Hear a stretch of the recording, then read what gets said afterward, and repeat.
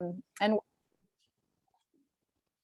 we are recording this meeting so that we can share it later on. I do want to just make the note before we go anywhere with that, that every now and again a conversation turns to a topic you don't really want to be shared around the world.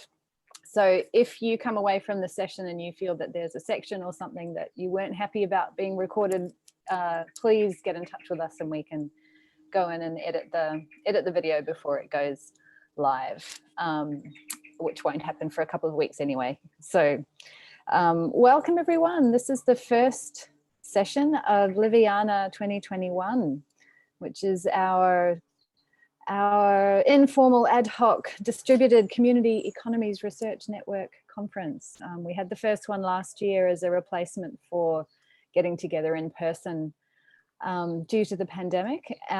Decided to go online and left it open to people to organize their own sessions, and it went well, and it was wonderful to be able to connect with everyone. So we've done it again this year.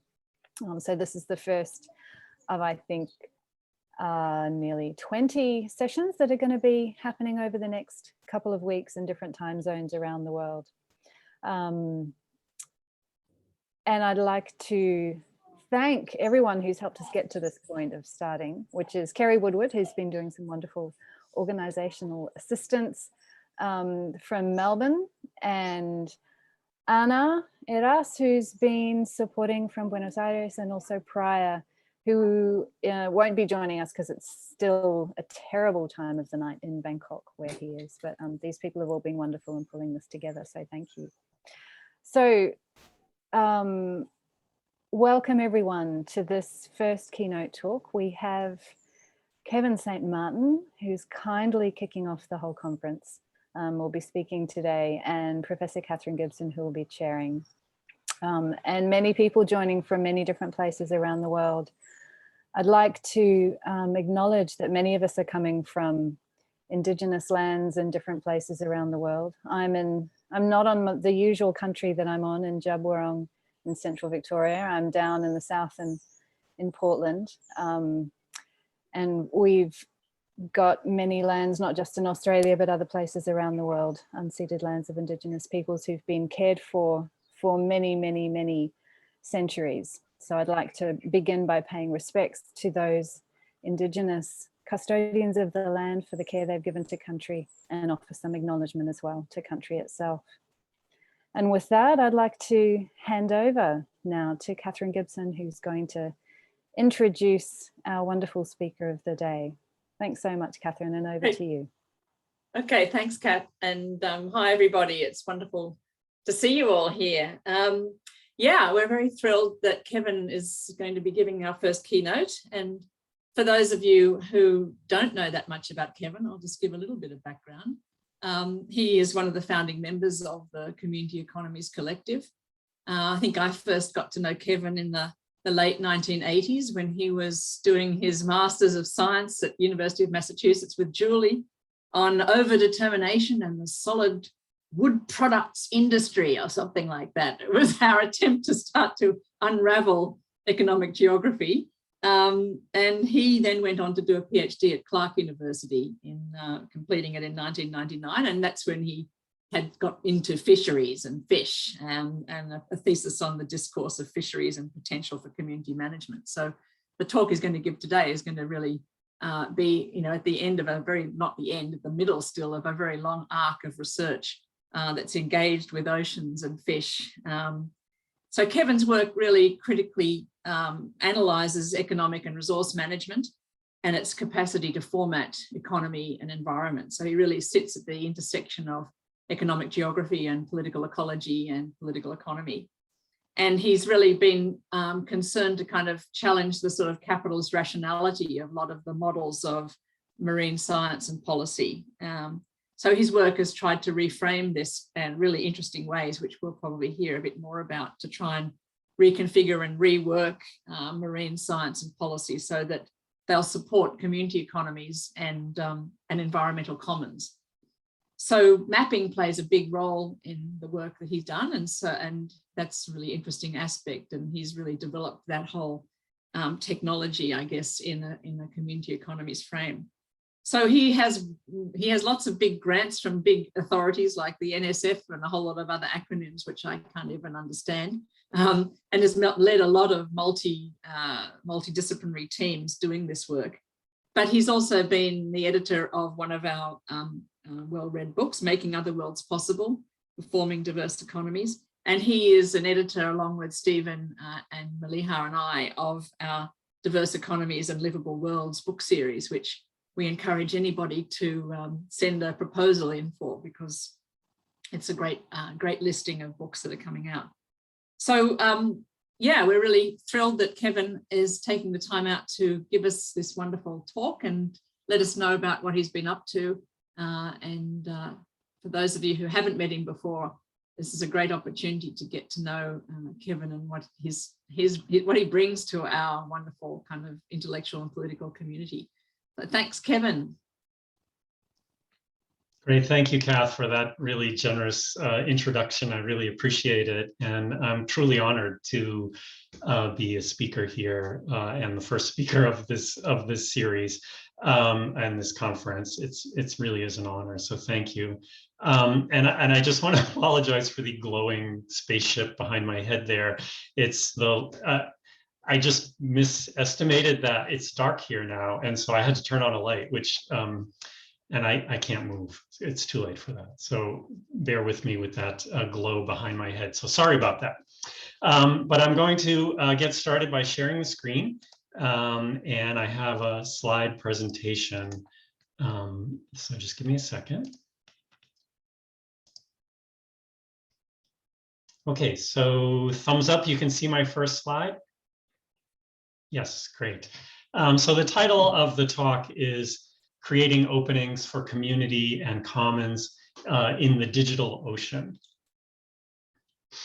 And much of my research has involved working with fishers in the Northeast of the United States, itself famous for relatively small-scale fishing communities that dot the coast from North Carolina to the Canadian border.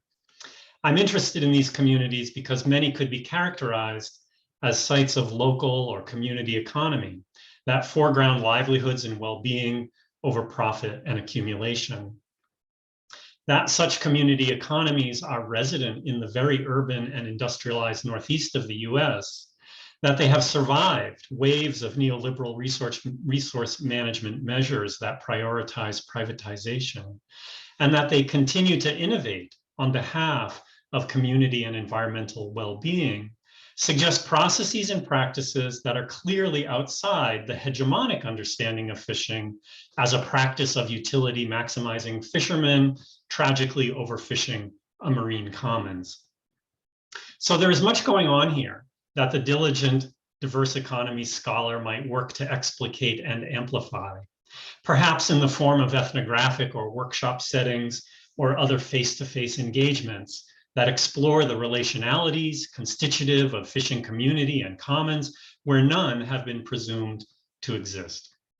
Indeed, my own research has been largely characterized by such engagements, where I have, in particular, used maps, as Kath mentioned, as a device to solicit map-based stories of cooperation, map-based stories of the exchange of environmental knowledge, and map-based stories of the concern for community and environmental survival that are resident in many of these communities. These projects have not only worked to document a sort of fishing other present within the industrial fisheries of the Northeast, but have also been entangled with novel community economy initiatives, such as community-supported fishing in the, most famously in the Port Clyde, Maine, which is one of the sites of my past research. Community-supported fishing being very similar to community-supported agriculture, if you're familiar with that. There, in part, inspired by seeing their community and commons laid out before them on a map, fishers worked hard to develop an alternative market, a direct producer to consumer market for their catch, a market that respected community and environmental needs. I call these map-based projects and the data from which the maps are derived communities at sea, because they map the locations at sea frequented by particular communities. While fishers know these locations intimately, seeing them expressed as a territory, as an environment to steward, and as a site of shared dependency works to challenge hegemonic notions of fishers as independent, free-roaming, and utility maximizing. So let me advance my slides. This is just a little illustration of some of the projects I've been, very map-based projects, very much workshop and engagements with fishers directly drawing on maps, looking at the data that I've put on the maps, which are showing areas of use by different communities based on National Marine Fisheries Service data. And these have become the basis for a range of interviews focusing on local ecological knowledge, and in some cases actually leading to initiatives such as community-supported fishing.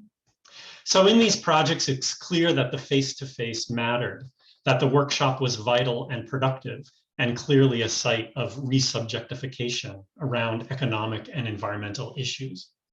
It was also clear, however, that the maps themselves did much of this work that was needed for rethinking. The maps offered a place that fishers and other community members could fill with their own histories, their livelihoods, meanings, and perhaps future potentials. Thinking in these terms is to be attentive to the ontological politics of mapping, to the categories, processes, and worlds that they inscribe and perform. While this is nothing new theoretically, perhaps, it was for me very useful in terms of my own imagining of the research I could sponsor, the engagements I could design, and the new economies that might foster from my work. Yet over the last decade or so, I cannot help but worry about the limits of such projects. Not as necessary or permanent limitations, but as limits nonetheless that hamper the durability of such initiatives in the face of, for example, a management regime making access to marine resources nearly impossible for non-corporate fishers, a rapidly developing wind energy sector that threatens to displace fishers from traditional fishing grounds, a conservation mandate to save those truly endangered whales and other marine life off our coast by setting aside 30% of the ocean. And of course, the ongoing transformation of oceans due to climate change. These are extraordinary and powerful phenomena that have been busy territorializing the ocean through their wielding of an ever-expanding digital inventory of marine life, environments, and human engagements, their well-funded advocates and organizations, and their increasing propensity to align their own interests and capacities with each other through consolidated ocean planning initiatives, data portals, and best decision-making practices. All of which, it is not hard to see, elide small-scale fishing and the lived experiences and places of fishing communities. So I don't mean to dampen our diverse economy spirits and suggest that the innovative practices of fishing communities are but short-lived and ultimately failed experiments. On the contrary, I wish to suggest that we need to work hard to document how these other concerns, wind energy, climate change, conservation, and so on, how they are successfully territorializing the ocean. How do they do it? And shouldn't we be doing something comparable? How might we struggle on behalf of community and commons within marine planning initiatives and various fora of management, within data portal websites, within the range of emerging decision-making tools that are littering the internet, with analytics of environmental and climate change, and so on. One way might be to recognize that such territorializations are largely driven by the formation of what we might call the digital ocean. The ocean as known, understood, managed, and exploited through a host of digital apparatus. Taking that as our starting point, which is to say, how can we associate community and commons with such an apparatus? How can we make them digital and algorithmic rather than cartographic? How can we make them territorializing rather than simply representational? To do so is to recognize and foreground, at least in the case of my work, the fact that the communities at sea data I use, before being used as a map in a workshop, is actually developed from digitized fishing locations, thousands of them, in fact, processed through a simple algorithm. So here's a slide showing the algorithm that we've developed that basically takes all of these point data that you see on the map, which are locations of individual fishing trips by commercial fishers, and aggregates them by where those trips came from. And you can see in this case, the data is colorized by where the trips came from. And you can see distinct clusters of activity, which is not surprising, perhaps, from a perspective of community, that fishermen would fish next to people they know. But it is surprising, or at least it's outside of hegemonic understandings of fishermen as being mobile, independent, freewheeling, and so on. It's this landscape of use that the Communities at Sea data documents, and which is largely undocumented or unrecognized by fisheries management. That data can then be built into very simple GIS processes that create density surfaces from the points, and you can then say, quite simply, this is where Point Pleasant, on average, goes fishing, as in this case. Okay, so as it turns out, the Communities at Sea data that I use and have used in mapping is rather compatible with, rather than contrary to, statistics, enumeration, and integration with other calculations. And it is this quality, this algorithmic aspect of Communities at Sea, that I would like to trace here. To do so, I will ask, if the power of the map was its capacity to perform community and commons for a handful of fishers in Port Clyde, and subsequently contribute to the assemblage and performance of a new and progressive market for fish, community sported fishing, what might the algorithm do if integrated into and with other more powerful agencies? What would happen if it was associated with other actors and devices whose reach is decidedly further than Port Clyde, and whose durabilities are more likely, given the wide-ranging support and investment such devices assemble? Okay, so now I'm going to turn to another sort of little chapter in this paper, climate change. So like other social scientists, I have been drawn into interdisciplinary projects related to climate change and and how it relates to marine environments. While I'm often the social scientist, maybe even the token social scientist on lots of these projects, where we have a range mostly of environmental and ecological scientists. While I am, of course, concerned about climate change, I saw these projects as an opportunity to trace Communities at Sea as an algorithm, to see what work it might do as an algorithm rather than as a map. I was interested to use the larger and more powerful agencies of climate change research, its funding, publication, influence on policy, and so on, as a vehicle to amplify and multiply where and how communities and commons might be performed. It is important to note that the very algorithmic aspect of Communities at Sea data contribute to its acceptance by my environmental science colleagues. While community is a vague unit of analysis even to social scientists, it became recognizable to everyone on the project, insofar as it was derived from an extensive data set, logbook data from fishing trips since 1994, was manipulated by programming and R coding, was open to exploration via a range of spatial statistics, and was capable of being represented in tabular, graphic, and map form, much like the biophysical data, the ecosystem and ecosystemic units of analysis that are used regularly by my colleagues, right? Like they recognize the form, if you will. In short, Communities at Sea lent itself to algorithmic combinations and associations, which arguably guaranteed its use and success as a shared object of analysis in these interdisciplinary climate change projects. So with that idea of an ontological politics in mind, and sort of the ontological as the site of commonality for interdisciplinary researchers, I would like to now briefly note a handful of sort of sub-projects from this engagement with climate change, being attentive to the role of the algorithm and the work it did in each case. The first was an analysis that examined how fishing communities at sea have responded to changing environmental conditions. In particular, the movement poleward of commercially important species in the northeast of the US, right? So as waters warm, fish seek out cold water, they're migrating further north in the United States.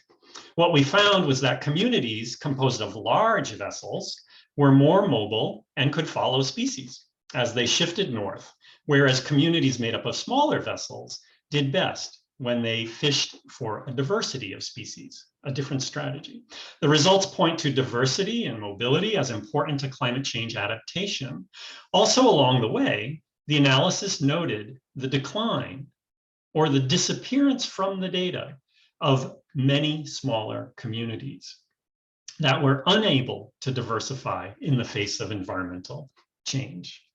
So let me just show you a slide or two around that. So here we see from that research, and there's a paper published on this, you can see, for example, in this top box, the numbers of communities and their latitudinal shift. So if communities went north, and we see here this box, is my cursor visible to you? Yes? Okay.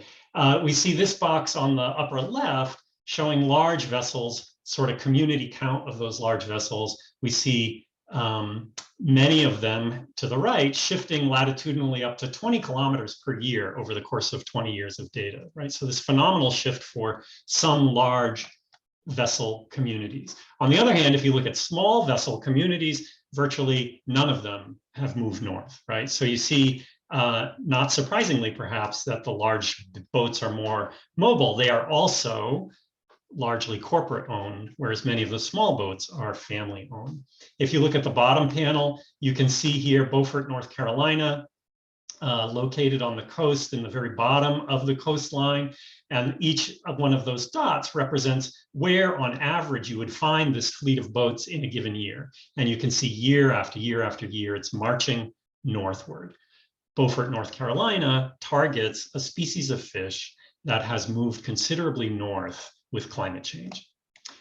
Further up, Portland, Maine, a much more northerly port, you can see here, doesn't change its latitude very much. It doesn't have to. The fish are heading its way. If you look at small vessels, whether in the south or the north, they're simply not moving very much. Their strategy is not to follow fish. It is to switch species. These graphs kind of prove that there is a regressional relationship between latitudinal shift and, in this case, species diversity, showing that the more diverse the species, in this case, small boats do not shift north, but they survive. The black dots are communities that are continuous through the data set. They survived if they fished a diversity of species. Those communities that did fish less diversity of species have disappeared, quite literally, from the data. They no longer have boats out of those ports. And here again, if you look at species diversity, in this case with actual port latitude, you can see a whole range of communities that have disappeared, again, sort of leaning toward the side of less diversity. Okay. So what we know about ecological diversity and biodiversity seems to apply to human beings as well. Okay, so one way to view the paper, one way to view these results is as a rather compelling story about the fate of fishing communities over the last 15 to 20 years, delivered via spatial statistics. While it is meant to document adaptations and responses to changes in species range, it also, from the perspective of a fisheries social scientist, implies dramatic changes in not only fishing practices, but communities, livelihoods, employment, mobilities, and so on. For example, fishing hundreds of kilometers further to the north clearly has implications for crew composition, family structure, ties to processors, and the disappearance from the data of entire fishing communities. But, and this I had to learn, what is implied, even if corroborated by 20 years of social science experience in the same fishing communities, i.e. my own qualitatively derived expertise, that these kinds of knowledge would be exercised from the article by the reviewers. That is, there was no room for speculation. There was no room for qualitative analysis in the actual publication. What would remain was what the algorithm, analyzed via a battery of presumably non-speculative spatial methods, could say, what the statistics could confirm, and what graphs could portray, which was a range of spatial pattern responses by a particular unit of analysis, community. While I found this frustrating, used as I was to reviewers actually rewarding speculation, I could also see a powerful plus side to this. That is, while these adaptations have already been documented by a range of social scientists using ethnographic, interview, and other methods, their results have been less scalable, less combinable with measures and projections of climate change, and less mobile in terms of where and how such results might find purchase. Which is to say, these scientists, these environmental scientists, actually get interviewed regularly concerning their findings after they come out in journals that are actually read by the press. Indeed, the article was picked up by various news outlets, and what was most interesting about those reports was how they foregrounded community. That is, despite all the objective scientific terminology and the relative burying of implications in the academic and algorithmically driven article, the press about the article amplified the very impacts on and their implications for communities. Let me just show you some examples. Here's just a sort of sample, the Wall Street Journal and like a whole Reuters and a whole range of news outlets talking in terms of, in the fishing communities have little choice but to follow. On and on, there's this sort of foregrounding of an object called community in fishing that arguably I haven't heard a lot from in a long time, right? Since the 1990s. So this project made clear that communities at sea as algorithm, rather than as a colorful blob on a map within an ethnographic process, could be associated and entangled with a range of powerful actors and agencies focused on the problem of climate change. And in so doing, the concerns of community could be amplified beyond the confines of any one community to a regional-wide analysis. I have a couple more examples. I'm going to skip ahead because I'm noting the time. And I'm going to go to what was going to be my third example. So let me just pop a slide down for you. There we go. The third project is in collaboration with the Natural Capital Project out of Stanford University, whose goal is to value nature and motivate greater and more targeted natural capital investments. While I am, along with many other political ecologists, often critical of such projects that value nature via an economic reductionism, I find myself aligned with those aspects of their work that strive to reshape economy on behalf of community and environmental well-being. In this project, the goal was to assess which communities along the entire coast were exposed to risk under climate change based upon water temperature projections, right? Which is to say they model the future in terms of habitat for fish. Because fish habitat is largely governed by temperature, it is possible to estimate where optimal habitats for each commercial species will be found in the future. This can then be used to assess exposure by community based upon respective community service sheds, the territorial footprint of each community at sea. So again, using the data I developed of these kind of community at sea footprints, you can see for different gear types where communities go fishing, the areas in the ocean that they rely upon, community by community. And for every one of those footprints, you can calculate, is this the optimal habitat for codfish or not in the future? Is this the optimal habitat for halibut in the future, right? So these kind of projections into the future of what species will be available. And if I scroll down a wee bit, you can see here some of the results, right? So if we're looking in this case at the case of codfish, and using all of these communities at sea territories that have historically caught codfish, and then calculating where you go fishing now, will it be a good codfish place or not in the future?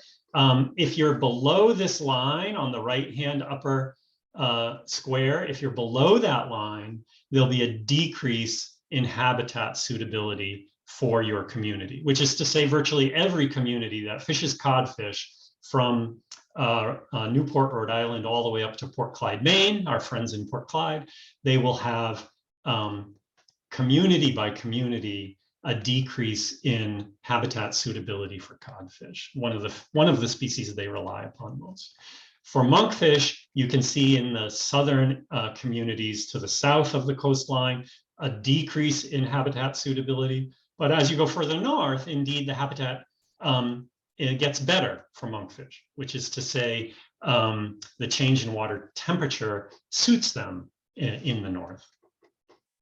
Finally, this project can look at every single community and come up with a kind of average score, an index of their exposure to climate change modeled into the future. So for example, at the very top there, if you look Portland, Maine, for this particular gear type, you can see all the little black dots represent a particular species. The big colored dot represents sort of the average exposure by species. The line in the middle says, if you're to the left of that line, the future looks worse for you given climate change. And if you're to the right of that line, on average, your species are going to do okay.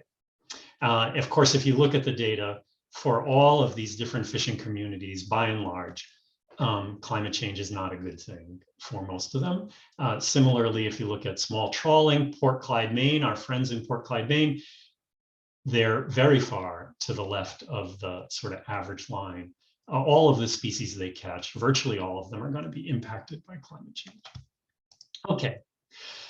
So this analysis, perhaps more than the others, translates climate change into a community level threat specified for each community given the locations and species upon which the community is most dependent. This work implies a possible rescaling of climate change imaginaries, as well as responses by management and perhaps by communities themselves, and perhaps a rescaling of ecosystem services to community concerns and common environments, rather than only at a level of the sectoral or industrial investment. Importantly, it does this work by modifying the communities at sea algorithm such that it works with other accountings of resource change to form composite indices. And it does so across the entire region for all communities fishing all commercial species using a variety of gear types. The analysis itself amplifies communities at sea to be an expansive phenomenon, relevant and informative to individual communities on the one hand, but also useful insofar as it implies region-wide dynamics and adaptation challenges. The last project I want to briefly mention is something that's ongoing, and it has similarities to the Natural Capital Project insofar as it too strives to develop region-wide indices of exposure and vulnerability to climate change. It differs, however, insofar as the project, the one I'm working on now, foregrounds actual past responses of fishing communities to actual environmental change, right? Which is to say, are those responses from the past reflective of capacities to adapt in the future? So if a community did something in response to a species moving, does that sort of implies a capacity for a certain kind of adaptation into the future? For example, if a targeted species moved substantially north, did the community respond by fishing further north, as in the case we saw earlier? Did the community switch species, as we saw earlier? Or perhaps they changed their port of association to a new location. Can we use these responses to characterize and perhaps produce a typology of fishing communities based on their capacities to adapt to environmental change? So just a few of those. We're using what's called a median trend approach and a principal components approach to calculate fidelity to fishing grounds over time, which is to say, have communities really been stable in terms of where they go fishing, or is there a propensity to migrate to new fishing grounds? By and large, we find that the majority of all fishing communities have a very high level of fidelity to their fishing grounds. In these maps that you see on the screen, the blue areas are areas where the trend to use those areas is declining, and the red areas are a trend toward increasing use of those areas. So if you look at the map all the way to the left, our friends in Beaufort, North Carolina, those big boats that follow summer flounder, you can see very clearly they used to fish down here when the fish used to be there, and now they fish way up here off the coast of New Jersey because that's where the summer flounder have migrated. Other communities, like our friends in Port Clyde, famous for community-supported fishing, their entire territory is nothing but contraction, which is to say there's only a decline in fishing throughout their entire territory and essentially no mobility to anywhere new.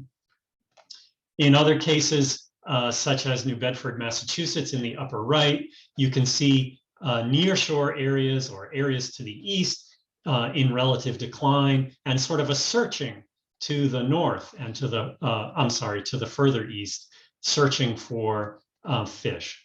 What's going on is that fish are looking for colder waters. They move further north, or they move into deeper water further from shore, right? So you see that phenomenon going on there.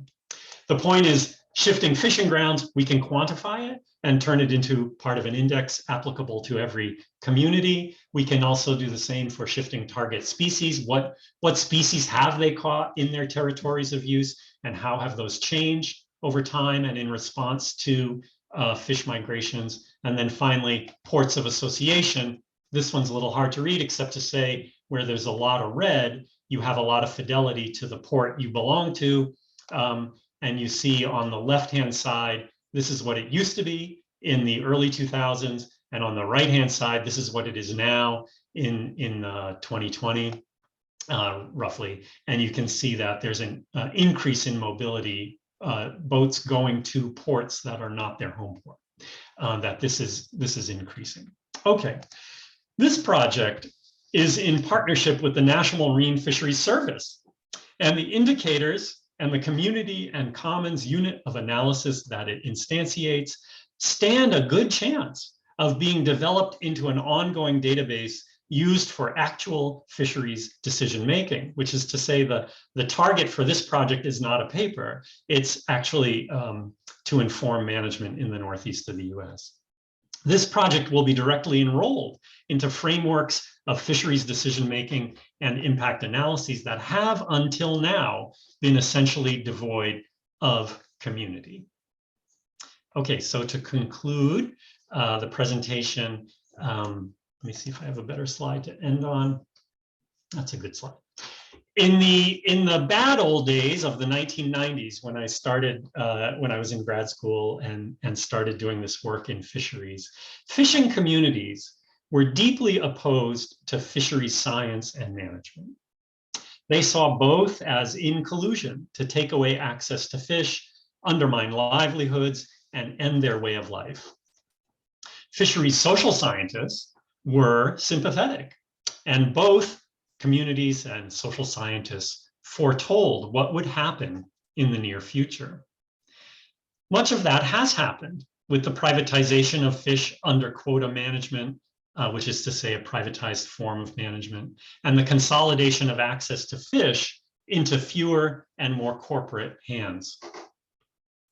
The political fora, which used to be raucous and contentious gatherings where fishermen and the communities they represented struggled with environmental organizations and the government over management and its trajectory, right? These were like intense public open forum where every meeting you had fishermen arguing and grabbing the microphone, and it was an exciting time in the 90s, but a really threatening time for a lot of fishermen.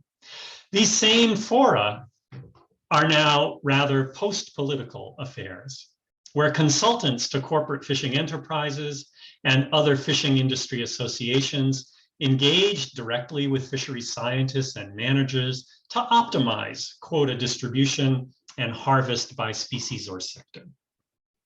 Controversies concerning impacts on communities and livelihoods are largely settled, and communities as political actors, or even as lived places, are becoming fewer and are losing capacities relative to determining their own futures. So these kind of more traditionally political sites of politics have become really quite quiet. The algorithm traced here, which inscribes communities at sea into climate change science, is enacting another politics, an ontological politics, which is arguably no less contentious. It too struggles with other understandings of fisheries, particularly those that insist upon a utility maximizing individual as the unit of analysis and the achievement of maximum sustainable yield as the goal of fisheries management.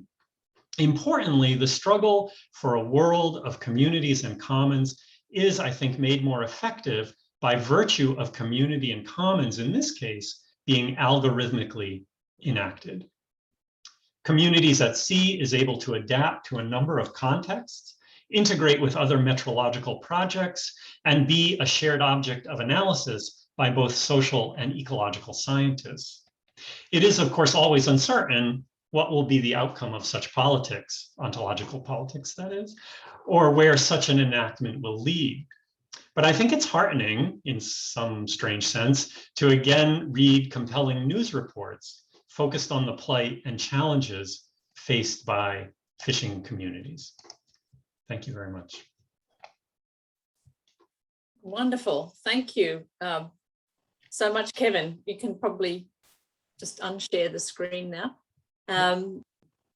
Yeah, wonderful, and you know, just really interesting to think about the way in which your research has really engaged with this whole field to put community on the table to some extent. So it's really wonderful to have that overview of your work, and I'm sure people have got all sorts of questions for you now. And we've got about 15 minutes, so please either put your hand up or put something in the box to indicate you'd like to ask a question. And I guess I might just kick off by the interesting kind of way in which you juxtaposed representation and mapping with algorithm. And I'm just wondering whether, you know, how that works. Like, is the algorithm another kind of a representation, a quantitative version? What is that distinction you're making there? Can you just quickly elaborate while someone's thinking about? Yeah, sure. So I'm trying to, and I've kind of been struggling around it a little bit, trying to really try how to foreground the sort of processes and actions of territorializing the ocean, right? Which is to say, how can I foreground that and not sort of reduce it to a representation? I have this idea that, I used to have this idea that to be on the map is in some sense sufficient, you know, like, you know, in a world where being on the map means an acknowledgement by the state and the rights that might occur and sort of the ability to claim space. But I've increasingly realized through the projects I work on that that's in some sense the first step, and that one needs to always enroll community and commons into ever more associations and connections and linkages. And I see that as a kind of practice of or a process of territorialization, and in both the literal sense of a territory, but also in the more Deleuzian sense of an assemblage, right? And that the algorithm is what's doing that right now in a powerful way in the work I'm doing. And it's the algorithmicness of it that really allowed it to be connected to a whole range of, well, the stuff I just showed you and a lot more, actually. Yeah. Yeah, great. Kelly, you had a question. Thanks so much, Kevin. I really, I'm going to move you because I can only see Kathy. Thank you so much for that. And it was just amazing to see all the different data sources that you had. And it's just an incredibly rich amount of data. I guess the question I had was quite a practical one, was like, what role does overfishing play rather than just climate change? And how do you and the environmental scientists separate those things out? And is there a sense of concern from the fisher folk that, you know, that they're going to be enrolled into some sort of project that is going to dampen them down or accuse them of something? And then I was also wondering about the role of the fish. Like, is that you're thinking from an assemblage sort of perspective and a more than human perspective, like, are the fish just like trying to get out of the way, or like how do you put the agency of the fish in there too? Yeah, well, thanks, Kelly. Well, the in terms of the first part, right, the overfishing is happening in a few fewer than it used to be. It used to be overfishing was kind of rampant in the northeast of the United States, and a number of species were really degraded as a result of overfishing. I'm going to put in quotes because it kind of implies everybody overfishes, or that it's a single phenomenon amongst all fishers, as opposed to trying to figure out empirically, do small scale fishers actually overfish, or is it the big corporate boats that are the cause of the overfishing? There's really literally no way to know, because nothing is done by community. The whole logic is by the entire region at one time. So the work I'm doing, this insistence on this unit of analysis over and over and over again, is to try to make a dent in that very logic, right? Because it could very well be that some very small scale fishing communities are wonderfully sustainable. And a lot of environmental organizations, or an increasing number of environmental organizations, are making that actual argument. Meanwhile, management is putting so much pressure on fishers that it's exactly the small scale fishing operations that can't survive the reduction in effort that's targeting overfishing. And what you end up with are a kind of consolidation into corporate ownership of remaining vessels, and that consolidation then they go out of their way to say, we work with management, we're the good guys, and there's this kind of relationship between the new corporate fishing and management. They speak the same language. They're all about helping each other, and meanwhile the small scale fishers are kind of ignored. So that's, I hope that answers the first half. And then like the fish themselves, that's really interesting. And I think in terms of an assemblage thinking, like a lot of this work has to respond to and think with the scientists who represent the fish and their mobilities and their changes in abundances and their responses to warming waters and so on and so forth. And that's a lot more complicated than I actually showed it, like the whole sort of modeling practice and trying to point to how the fish is responding or not. That's not a big theoretical answer, but it's just sort of practically that's the way the fish are in these projects. We have another a long question from, and I'm sorry, I don't know your first name. Is it D Scott? Sorry, I go by D. Yeah. D. Okay, D.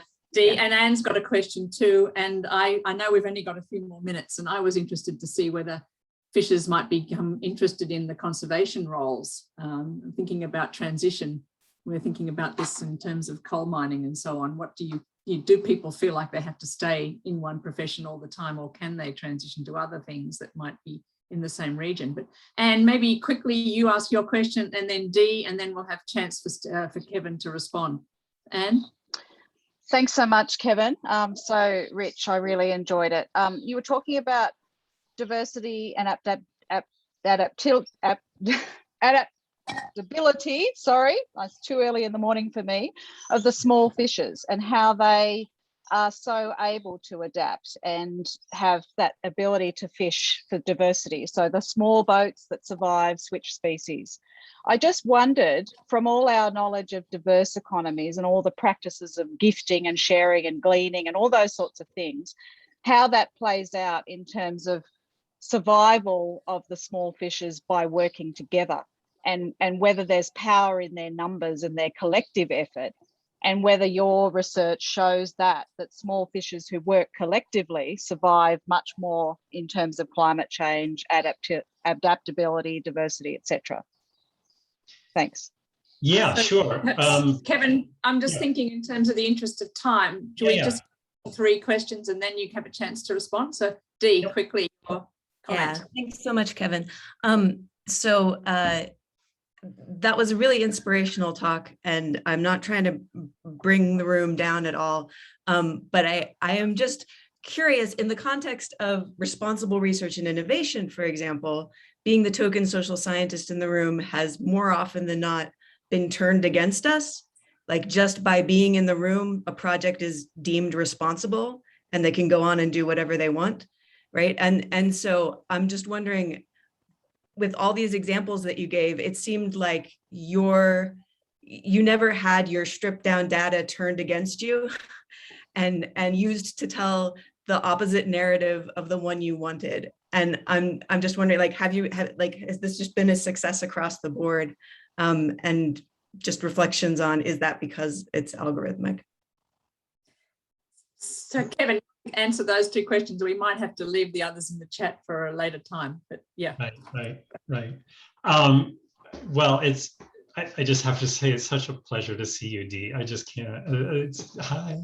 Anyway, it's been too long.